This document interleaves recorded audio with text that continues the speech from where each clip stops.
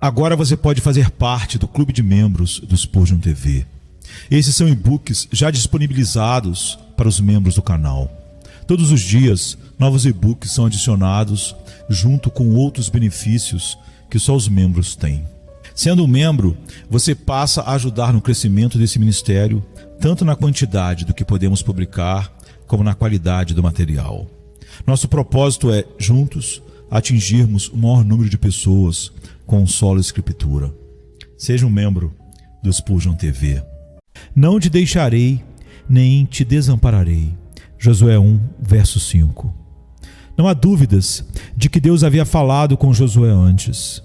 Ele demonstrou ser um homem de fé por muitos anos, e sua fé o permitiu se destacar por uma simples autenticidade de caráter e obediência totalmente fiéis à vontade do Senhor.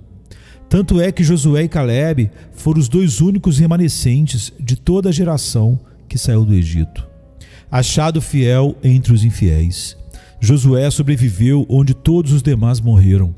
Mantendo-se de pé e em pleno vigor, ele poderia ser comparado a uma árvore solitária que espalha seus verdejantes ramos intactos pelo machado que nivelou seus companheiros ao chão. Contudo agora, Josué estava prestes a iniciar um novo ofício. Ele havia se tornado rei, entre aspas, em Israel, no lugar de Moisés. De um servo, ele havia ascendido a governante. E agora cabia a ele liderar o povo para cruzar o Jordão e organizar suas forças para a conquista da terra prometida. No princípio desta nobre tarefa, o Senhor aparece a seu servo e diz: Como fui com Moisés, assim serei contigo. Não te deixarei, nem te desampararei. Josué 1,5. Quando o povo de Deus assumir novas posições, eles deverão ter novas revelações de seu amor. Novos perigos trarão novas proteções. Novas dificuldades, novas ajudas. Novos desânimos, novos confortos. Para que também possamos nos alegrar nas tribulações, visto que elas consistem em muitas portas recém-abertas da misericórdia de Deus para nós. Ficaremos alegres diante das situações extremas, porque são oportunidades divinas. O que o Senhor disse a Josué foi sobremodo encorajador e veio exatamente quando ele precisava, pois ele estava sob grande perigo, e grande foi o consolo da palavra do Senhor dos Exércitos. Não te mandei eu? Sê forte e corajoso. Não temas, nem te espantes, porque o Senhor teu Deus é contigo, por onde quer que andares. Josué 1:9. Observem aqui, primeiramente, a pertinência do consolo que estas palavras deram a Josué. Não te deixarei, nem te desampararei. Isso deve ter sido muito animador para ele a respeito de si mesmo. Ele conhecia Moisés e deve ter tido uma grande estima por ele. Moisés era um homem notável, um entre mil. Dificilmente, dentre os nascidos de mulher, surgiu alguém superior a ele. Josué tinha sido seu servo e, sem dúvida, se considerava muito inferior ao grande legislador. Quando uma pessoa se associa a alguém de mente mais brilhante, uma sensação quanto à sua própria fraqueza se apodera dessa pessoa. Se você socializa com aqueles que são inferiores a você, poderá se tornar vaidoso. Mas, intimamente associado a mentes superiores, há uma probabilidade muito maior de que você fique deprimido e pense ainda menos de si mesmo do que a humildade exigiria. Pois a humildade é, afinal, apenas uma estimativa correta de nossos próprios poderes. Josué, portanto, pode possivelmente ter ficado um tanto desanimado sob uma sensação de muita pressão em relação às suas próprias deficiências. E essa garantia animadora resolveria o seu caso. Eu não te deixarei, embora sejas menos sábio, ou humilde, ou corajoso do que Moisés. Eu não te deixarei, nem te desampararei. Se Deus está com nossa fraqueza, ela se fortalece. Se Ele está com nossa loucura, ela se transforma em sabedoria. Se Ele está com nossa timidez, ela reúne coragem. Não importa quão consciente uma pessoa esteja por não ser nada em si mesma. Quando ela está consciente da presença divina, se alegra até em sua fraqueza, pois o poder de Deus repousa sobre ela. Se o Senhor disser ao homem ou mulher mais fraca aqui: não te deixarei, nem te desampararei. Nenhum pensamento covarde cruzará aquele espírito enobrecido. Essa palavra fortalecerá o temeroso com a coragem de um leão, que nenhum adversário será capaz de intimidar. O consolo dado a Josué foi extremamente oportuno diante da presença de seus inimigos. Ele havia espiado a terra e sabia que era habitada por gigantes, homens famosos tanto por sua estatura quanto por sua força. Os filhos de Anak estavam lá e outras tribos, descritos como povo grande, numeroso e alto, em Deuteronômio 2:21. Ele sabia que eles eram um povo guerreiro e experiente no uso de apetrechos destrutivos de guerra, que causavam terror aos homens, pois tinham carruagens de ferro. Ele sabia também que suas cidades eram de dimensões colossais, fortalezas cujas pedras hoje surpreendem um viajante que pergunta que habilidade maravilhosa poderia ter erigido aquelas imensas rochas em seus lugares. Os outros espiões haviam dito que esses cananeus moravam em cidades que estavam muradas até o céu. E embora Josué não concordasse com esse exagero, ele sabia muito bem que as cidades a serem conquistadas eram poderosas fortalezas, e as pessoas a serem exterminadas eram homens de coragem atroz e grande vigor físico. Portanto, o Senhor disse: não te deixarei, nem te desampararei. O que mais era necessário? Certamente, na presença de Deus, os anaquins tornam-se anões. As fortalezas tornam-se uma simples tenda em um jardim de pepinos. E as carruagens de ferro são como o dente de leão numa colina, que com um simples sopro as sementes são levadas pelo vento. O que pode ser tão forte contra o Altíssimo? O que é desafiador em oposição ao Senhor Jeová? Se Deus é por nós, quem será contra nós? Diz Paulo em Romanos 8:31. Aqueles que estão conosco são muito mais do que aqueles que estão contra nós, pois temos o Senhor dos Exércitos em nossa ofensiva. Portanto, não temeremos, ainda que a terra se transtorne e os montes se abalem no seio dos mares. Salmo 46:2. Ainda que um exército se acampe contra nós, não se atemorizará o nosso coração. E se estourar contra nós a guerra, ainda assim teremos confiança. Salmo 27, verso 3. Esse consolo também foi suficiente para atender todas as demandas. Talvez Josué soubesse que o maná não cairia mais. No deserto, o suprimento de pão celestial era contínuo. Mas quando eles cruzassem o Jordão, eles teriam que lutar contra o inimigo. Com a miríade de pessoas que estavam sob o comando de Josué, a questão de prover para eles não deve ter sido algo trivial. De acordo com alguns cálculos, quase 3 milhões de pessoas deixaram o Egito. Dificilmente dou crédito a esse cálculo, estando inclinado a acreditar que toda a questão dos números do Antigo Testamento ainda não foi compreendida e que o melhor conhecimento da língua hebraica levará à descoberta de que alguns textos têm sido frequentemente mal interpretados. Mesmo assim, muitas pessoas vieram com Josué até a orla do deserto e cruzou o Jordão para a terra de Canaã. Quem sustentaria todo esse bando faminto? Josué poderia ter questionado: todos os rebanhos e manadas devem ser mortos para sustentar esta grande multidão? E o mar produzirá seus peixes quando o maná cessar? Como essas pessoas serão alimentadas? Contudo, a provisão que atenderia a todas as demandas de suprimento era esta: não te deixarei, nem te desampararei. Josué 1:5. Eles poderiam comer até se fartar, pois Deus lhes proveria o alimento. Suas roupas poderiam envelhecer sobre eles agora, pois o milagre do deserto cessaria. Porém, novas vestimentas seriam encontradas para eles nos guarda-roupas de seus inimigos. Quando o Senhor abre todos os seus celeiros, ninguém tem falta de pão. E quando Ele abre seus guarda-roupas, ninguém fica desnudo. Então não havia espaço para ansiedade na mente de Josué. Quanto a si mesmo, se fraco, isso o tornava forte.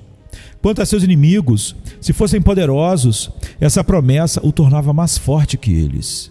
E quanto às necessidades de Israel, se fossem grandes, essa promessa supriria tudo e a todos. Certamente, essa palavra deve ter trazido uma consolação encantadora ao coração do filho de Num, quando viu o povo falhar com ele. Entre todos os seus companheiros, com quem havia compartilhado a marcha de 40 anos através do grande e terrível deserto, restava apenas o venerável Calebe. Ambos eram os 2 últimos feixes da grande colheita e eram como espigas frondosas totalmente maduras e prontas para ser colhida. Os anciãos envelhecem solitários, e não é de se admirar que isso aconteça. Eu os ouvi dizer que eles vivem em um mundo onde não são conhecidos, agora que todos os seus velhos amigos, um por um, já tinham partido e eles foram deixados sozinhos, como a última andorinha do outono, quando todas as demais buscam por um clima mais ensolarado. No entanto, o Senhor diz: não desampararei, não morrerei, estou para sempre com você. Seu amigo no céu viverá enquanto você viver. Quanto à geração que havia surgido ao redor de Josué, eles eram pouquíssimo melhores que seus pais. Eles retrocederam no dia da batalha, até os filhos de Efraim, quando estavam armados e carregavam arcos. Eles eram muito propensos a se desviar para o pecado mais provocativo. Josué teve uma tarefa tão difícil com eles quanto Moisés, o que foi suficiente para bater o coração desse líder quando teve que lidar com eles. O Senhor parece pedir-lhe que não confie neles, nem que se desanime se forem falsos e traiçoeiros. Eu não te deixarei. Eles podem deixá-lo, mas eu não. Eu não te desampararei. Eles podem se revelar covardes e traidores, mas eu não te abandonarei.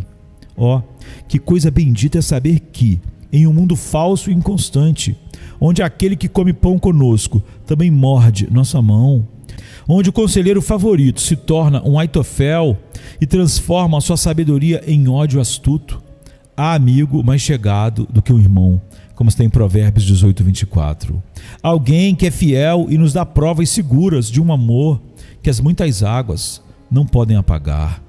Eu poderia, portanto, delongar-me neste ponto e mostrar que a promessa consoladora tem tantas facetas quanto um diamante bem lapidado, cada uma refletindo a luz do consolo divino sobre o olhar da fé de Josué. Mas analisaremos outros aspectos.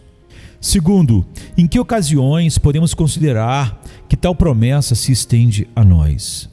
É muito bom ouvir essa promessa, como foi proferida a Josué, mas, ó Deus, se o Senhor falasse conosco assim, como seríamos consolados? O Senhor sempre faz isso? Seremos tão ousados assim em acreditar que o Senhor nos conforta? Amado, toda a passagem das Escrituras fala do mesmo modo para homens que pensam como Josué. Nenhuma escritura é de interpretação pessoal. Nenhum texto expirou com a pessoa que o recebeu primeiro. Os confortos de Deus são como poços, os quais nenhum homem ou grupo de homens pode esgotar, por mais intensa que seja a sua sede. Um poço pode ser aberto para Agar, mas esse poço jamais é fechado, e qualquer outro andarilho pode beber nele. A fonte de nosso texto jorrou primeiro para refrescar Josué, mas se estivermos na posição de Josué e tivermos o seu caráter, podemos trazer nossos cântaros e enchê-los até a borda. Permitam-me mencionar quando penso que podemos sentir com segurança que Deus nos diz: não te deixarei, nem te desampararei. Certamente é quando somos chamados para fazer a obra de Deus. A obra de Josué era a obra do Senhor. Foi Deus quem deu a nação ao povo e disse: eis que lançarei fora da sua presença os cananeus. Êxodo 34, verso 11. E Josué era o executor de Deus, a espada na mão do Senhor para expulsar os povos condenados. Ele não estava entrando em um compromisso quixotesco de sua própria escolha e concepção. Ele não se elegeu e escolheu o seu próprio trabalho, mas Deus o chamou para isso, colocou no cargo e ordenou que o fizesse. E, portanto, o Senhor disse a ele: não te deixarei, nem te desampararei. Irmão, você está servindo a Deus? Você vive para a sua glória? Esse é o grande objetivo, ser instrumento nas mãos de Deus para cumprir seus propósitos de graça para com os filhos decaídos dos homens. Você sabe que Deus o colocou onde você está e chamou-o para fazer a obra para a qual a sua vida foi designada? Então vá em nome de Deus, pois tão certo quanto ele o chamou para a sua obra, esteja seguro de que ele diz também a você, como de fato a todos os seus servos: não te deixarei, nem te desampararei. Porém, ouço alguns de vocês dizerem: não estamos engajados em um trabalho do tipo que poderíamos precisamente chamar de obra do Senhor. Bem, irmãos, mas vocês estão engajados em uma obra a qual se esforçam para realizar para a glória de Deus. Seu comércio e trabalho são lícitos, isto é, você não tem dúvidas de que é uma atividade honesta e, ao executá-la, segue apenas princípios corretos. Você se esforça para glorificar a Deus em seus negócios. Nas campainhas de seus cavalos está gravado: Santo ao Senhor, de Zacarias 14:20. Não seria possível que todos nós fôssemos pregadores, pois onde estariam os ouvintes? Muitos estariam fora de lugar se deixassem seu chamado comum e se dedicassem ao que, sem fundamento bíblico, é chamado de ministério entre aspas. O fato é que a vida religiosa mais verdadeira é aquela em que um homem segue a vocação comum de vida no espírito de um cristão. Então, você está fazendo isso? Se for esse o seu caso, você está ministrando diante de Deus ao medir metros de tecidos ou pesar quilos de chá, tanto quanto Josué estava ao eliminar os heveus, jebuseus e heteus. Você está servindo a Deus quando está cuidando de seus próprios filhos e ensinando-os no temor do Senhor, cuidando da casa e fazendo dela uma igreja para Deus, como estaria se tivesse sido chamado para liderar um exército na batalha pelo Senhor dos Exércitos. E você pode tomar essa promessa para si mesmo, pois o caminho do dever é o caminho pelo qual tal promessa deve ser usufruída. Não te deixarei, nem te desampararei. Agora, atenção, se você está vivendo para si mesmo, se está vivendo para lucrar, se o egoísmo é o objetivo de sua vida, ou você está buscando uma vocação profana, se há algo em seus negócios que seja contrário à mente e à vontade de Deus e à sã doutrina, você não pode esperar que Deus o auxilie no pecado, pois Ele não fará. Tampouco você pode pedir a Ele para satisfazer os seus desejos e ajudá-lo na gratificação de seu próprio egoísmo. Mas, se você puder realmente dizer: vivo para a glória de Deus e desejo consagrar inteiramente a sua glória à vida comum que levo, então você pode apossar-se desta promessa para si mesmo: não te deixarei, nem te desampararei. Entretanto, observem, há um outro assunto. Se quisermos ter esta promessa, devemos colocar Deus em nossos planos. Muitas pessoas desempenham sua vida profissional sem levar Deus em conta. Ouvi falar de alguém que disse que todos o haviam deixado, e uma pessoa indagou: mas certamente, como cristão, Deus não falhou com você. Respondeu ele: esqueci-me de Deus. Temo que haja muitos que se dizem cristãos e, no entanto, se esquecem de Deus na vida comum. Entre todos os pontos fortes que um homem planeja quando se envolve em um empreendimento, ele jamais deveria omitir o elemento principal, mas frequentemente é assim que fazemos. Perguntamos: sou competente para tal trabalho? Devo empreender, mas sou competente? E logo de cara faz-se uma estimativa das competências, e nelas faltam alguns itens a serem anotados. Item 1, a promessa do Deus vivo. Item 2, a orientação do Espírito Santo. Esses dois itens são deixados de lado no planejamento. Lembre-se de que, se você os omitir intencionalmente, não pode esperar usufruir deles. Você deve andar pela fé se quiser desfrutar dos privilégios dos fiéis. O justo viverá pela fé. Hebreus 10:38. E se você começar a viver pelos sentidos, unir-se-á ao pranto e ao lamento daqueles que saíram em busca de cisternas rotas e as encontraram vazias. Seus lábios ficarão ressequidos de sede, porque você se esqueceu do manancial de águas vivas para a qual devia ter ido. Vocês, irmãos e irmãs, costumam colocar Deus em seus planos? Vocês planejam sob a direção do Onisciente e a ajuda do Onipotente? Ouvi falar de um certo capitão que liderou suas tropas em uma situação muito difícil. E ele sabia que no dia seguinte precisaria que todos estivessem cheios de coragem. Então, ao cair da noite, disfarçando-se, ele andou em volta das tendas dos soldados, escutando suas conversas. E ouviu um deles dizer: nosso capitão é um grande guerreiro e conquistou muitas vitórias, mas desta vez ele cometeu um erro. Veja, há milhares de inimigos e ele tem apenas alguns soldados, alguns cavaleiros e algumas escopetas.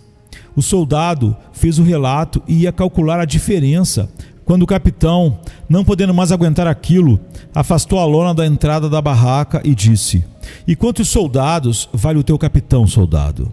Como se dissesse: eu ganhei tantas batalhas que você deveria saber que minha habilidade pode multiplicar batalhões sob minha liderança. E assim o Senhor ouve seus servos avaliando o quão são fracos, o quão pouco podem fazer e como são poucos os seus ajudantes. E acho que o ouço dizer repreensivamente: mas quantos você conta com o seu Deus?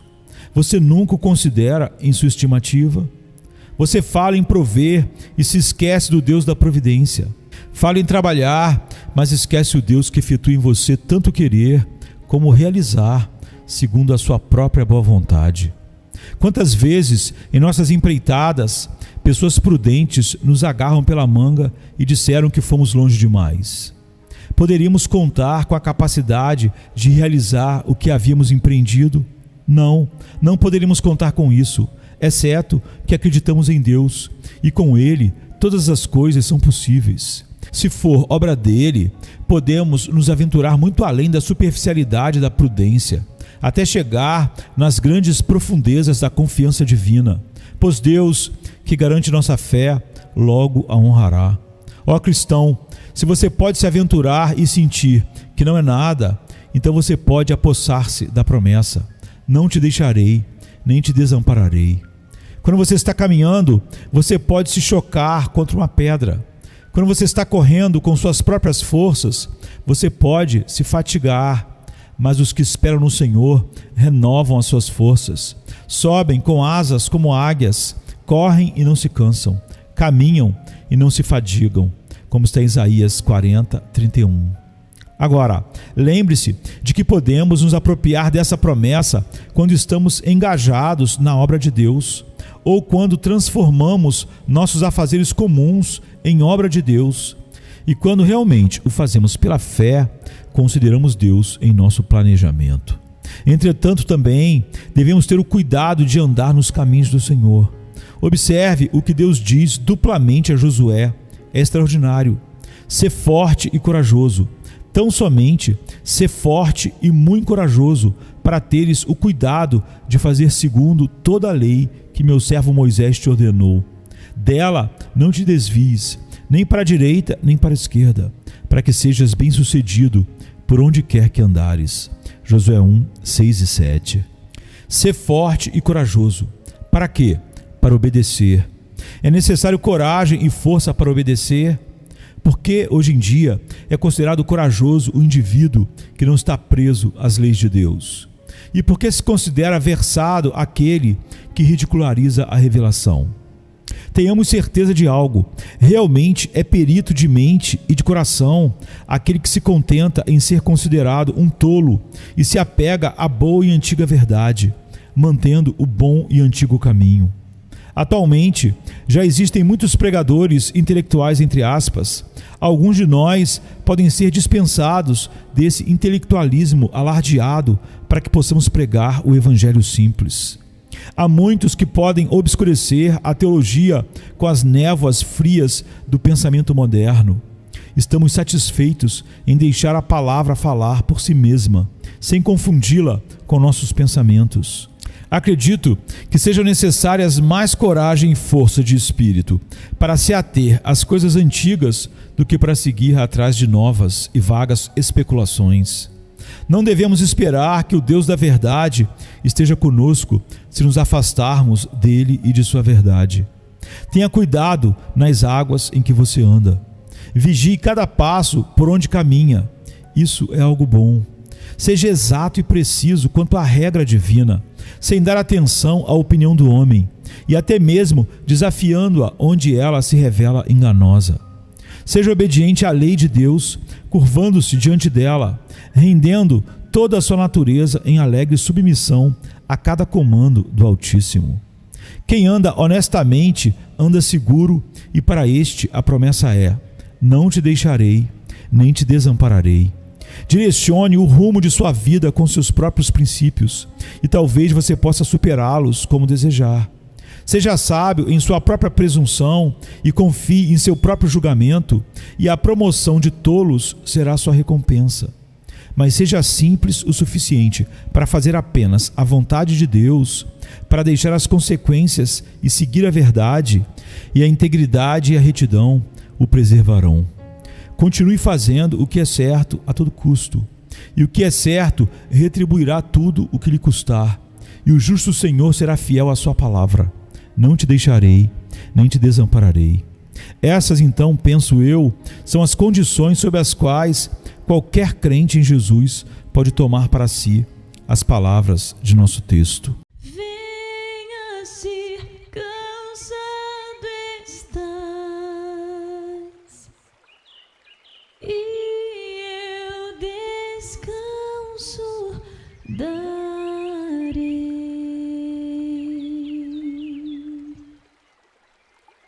Tu descansarás.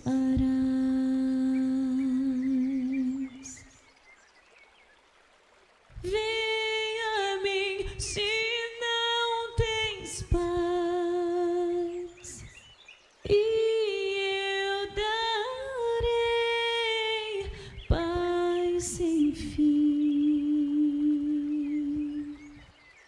Terás paz sem fim. O meu jugo é leve, o meu fardo graça dá. Tome tua cruz, te darei a paz.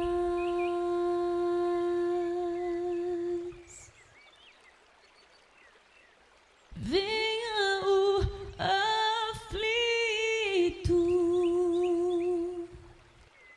e lhe darei paz,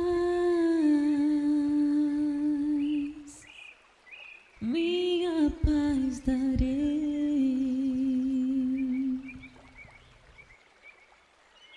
Venha a mim na dor sem fim, e eu darei paz,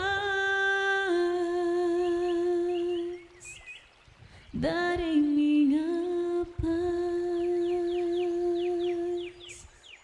Acalmar tuas águas e falar ao coração.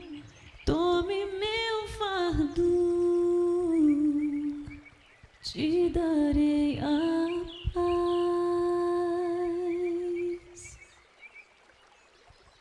Venha a mim,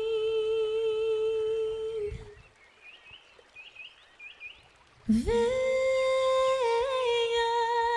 a mim, venha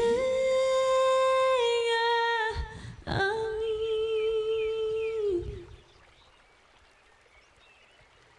A minha graça te chama,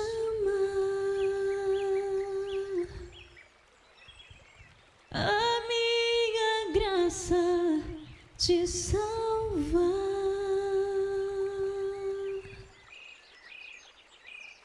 Venha a mim se triste estás, minha alegria terás, alegria e paz.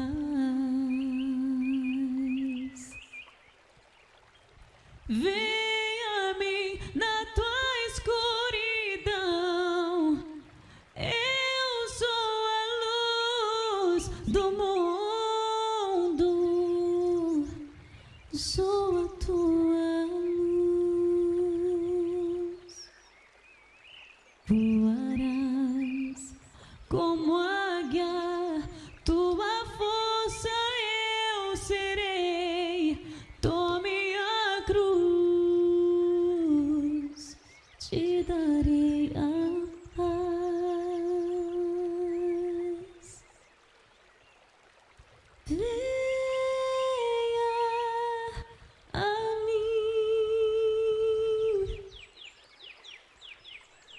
venha